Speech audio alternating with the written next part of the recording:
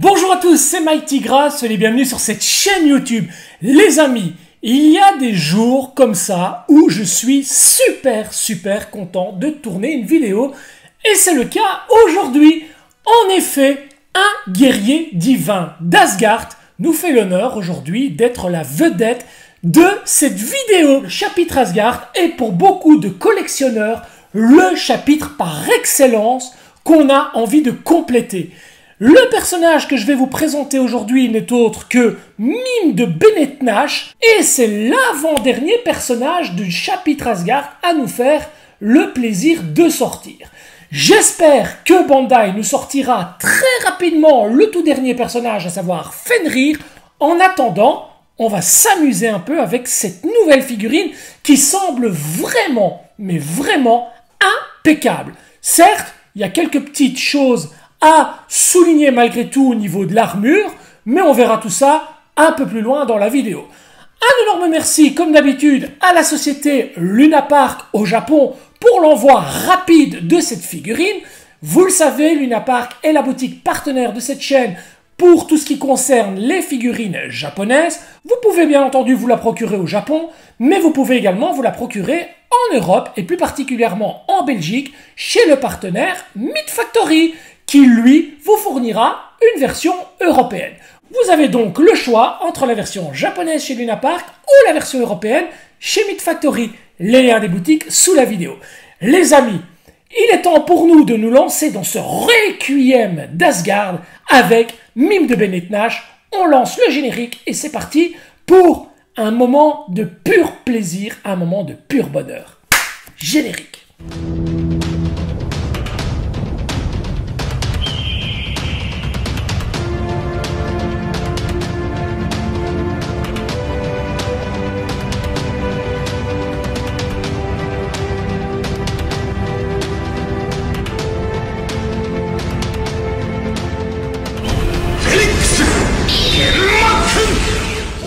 Pour la boîte, le même caractère design que pour les autres guerriers divins d'Asgard. On a sur la face avant le mime de Bennett Nash avec sa harpe en main dans une pose très statique, la dame jouant de la harpe en illustration sur le côté et tous les logos habituels. Le premier côté reprend l'armure assemblée dans sa forme objet. Sur le second côté, on retrouve Mime dans une pose d'attaque, visage sévère, main en avant. Sur l'arrière, on retrouve une pose très emblématique à Mime, à savoir pose assise, yeux fermés, jouant de la harpe. Nous avons également les deux côtés latéraux représentés une nouvelle fois sur l'arrière, à savoir la forme objet et le personnage posé main en avant. Il y a également 5 visages dans cette boîte, à savoir un premier visage neutre, un visage hurlant, un visage avec un petit sourire en coin, un visage grognant et enfin un visage aux yeux fermés. Sur le dessus, on retrouve l'étoile d'État ainsi que la statue d'Odin illustrée et l'indication qu'il s'agit de Mime de Bennett Nash. Sur le dessous, une illustration du personnage posé comme sur la face avant et les indications Tamashii. Ce personnage est composé de 3 blisters. Dans le premier blister, on retrouve le personnage, le diadème, les épaulettes, la chevelure trouée pour le diadème, les avant-bras, les cuissardes, genouillères et jambières.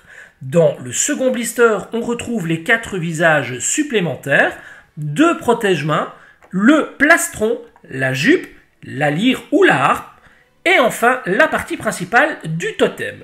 Dans le troisième blister plus petit, on retrouve 1, 2, 3, 4, 5, 6 paires de mains, les amis.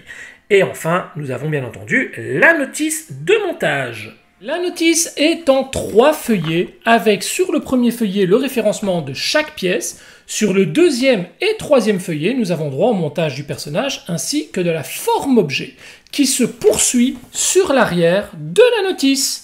Le personnage est la copie conforme de ce qu'on connaît de Mime dans le dessin animé. Je n'ai rien à dire de négatif le concernant, tant celui-ci est parfait. La chevelure est magnifique, la couleur également respectée. Nous avons droit aux yeux rouges de toute beauté, comme c'est le cas dans le dessin animé. Le seul petit point négatif que je pourrais souligner, c'est le fait que les mèches latérales ne soient pas movibles et soient fixes. ça aurait quand même été un plus de pouvoir les bouger à notre guise. Concernant la rigidité du personnage, nous allons la tester immédiatement et celle-ci est impeccable. Aucun problème, que ce soit les jambes, le grand écart, les bras, la taille, le buste, la tête, bref, c'est un personnage hyper rigide, avec une armure relativement légère et simple, on ne devrait avoir aucun souci à pouvoir le poser. Attaquons tout de suite le montage, les amis. On commence le montage avec la première cuissarde. Attention, il y a pas mal de similitudes avec les cuisses d'Hagen de Merak qui semblent être trop larges pour le gabarit du personnage. On verra bien entendu tout à l'heure le rendu final lorsque le personnage sera monté complètement. Pour l'instant, on continue le montage. La jambière. On vient refermer la jambe avec le pied et on peut placer la genouillère. Et vous voyez tout de suite que la couleur est vraiment superbe. On est face à un rouge légèrement saumonné de toute beauté avec une brillance magnifique. On a des petits ornements de couleur argentée. Bref, une très belle pièce, une très belle couleur au niveau de l'armure. On procède exactement pareil pour l'autre jambe.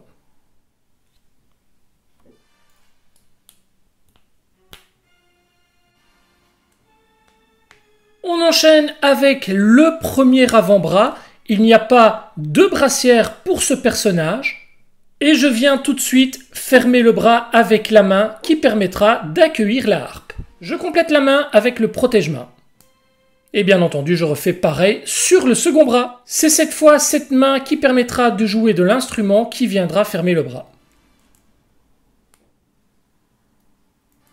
Il n'y a pas de partie abdominale pour ce personnage, mais uniquement une partie plastron qui vient s'ouvrir sur l'avant. Vous venez simplement retirer cette pièce centrale, vous écartez la pièce du plastron et vous venez simplement la placer par l'arrière et ensuite vous venez la refermer tout simplement. Pour la ceinture, c'est pareil, la pièce s'adapte exactement de la même manière que le plastron. Vous venez retirer la partie centrale, vous écartez la petite ceinture, vous venez la placer dans le dos tout comme le plastron et enfin vous remettez la partie centrale.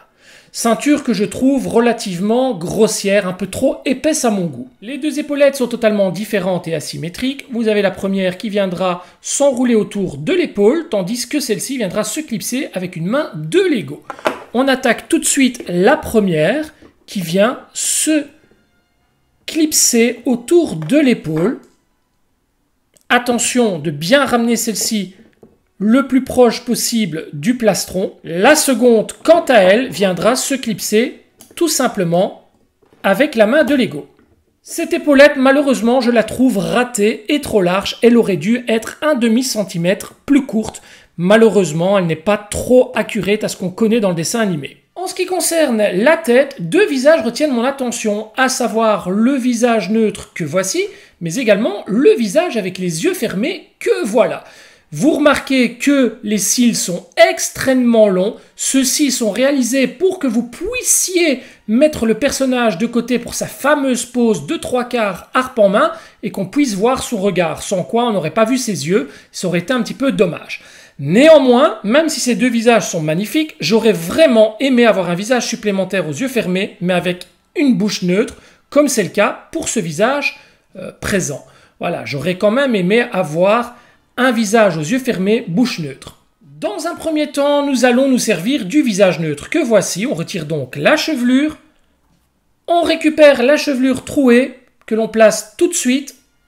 Et enfin, le diadème que voici qui est juste magnifique. On vient le passer en dessous de la mèche de cheveux pour venir le clipser simplement sur le centre de la chevelure. Voilà. Faites bien attention de faire ressortir la petite mèche juste ici, au-dessus du diadème. Tout simplement magnifique. Il ne nous reste plus qu'à placer la tête sur le personnage. Aucune difficulté pour le montage de celui-ci. C'est une armure légère, simple, pas d'aile, pas de cape. Une armure vraiment très simple. Et vous voyez tout de suite le résultat. C'est une figurine avec laquelle je vais vraiment pouvoir m'amuser sans rager d'avoir des pièces qui tombent ou autres. Vous voyez, je suis déjà en train de le mettre en position pour jouer sa fameuse lyre. Et c'est l'élément que nous allons placer maintenant. Cette lyre est vraiment splendide, mais attention, je découvre à l'instant que la partie supérieure peut être déclipsée. Alors, j'ai pas du tout... Ah ben voilà, on s'est tout retiré en fait. Ah oui, d'accord, ok, je ne savais pas ça. Ça, c'est vraiment un détail qui me surprend. Apparemment, la lyre est démontable. Je ne vois pas pour quelle raison. A priori, on ne devrait pas l'utiliser pour le totem. Donc, aucune idée pourquoi avoir fait ça. Elle se clipse sur les côtés. Donc, ouais, ça va, je pense, être un peu chiant. Parce que, du coup, elle risque de se démonter lorsqu'on va manipuler le personnage. Alors là, je ne comprends pas du tout. Il vous suffit donc de venir la placer dans la main du personnage en la maintenant avec l'intérieur de la main et vous venez la coincer contre le bras pour faire en sorte qu'elle ne tombe pas et ça va être une belle partie de plaisir. Ensuite, il vous suffit de mettre la main en accord avec les cordes, tout simplement pour faire en sorte qu'il joue de l'instrument comme ceci. Évidemment, il faut placer ça un petit peu mieux. Là, je le fais un peu à l'arrache en vidéo, mais vous voyez un petit peu ce que ça donne et le résultat est vraiment magnifique. Votre mime de Bennett Nash est monté, les amis, et le résultat, pour moi, est tout simplement fabuleux. Regardez, rien d'exceptionnel au niveau du posing, et pourtant, il prend déjà toute son ampleur. Je vous ai dit, c'est vraiment un personnage très facile à poser, à monter. Vraiment, vous allez vous régaler. On est là devant une petite pépite de 2025, les amis. Allez, je vous propose maintenant de nous amuser un petit peu et de passer à la séquence de posing en série et de nous en donner à cœur joie avec le Requiem de mime de Bennett Nash. C'est parti.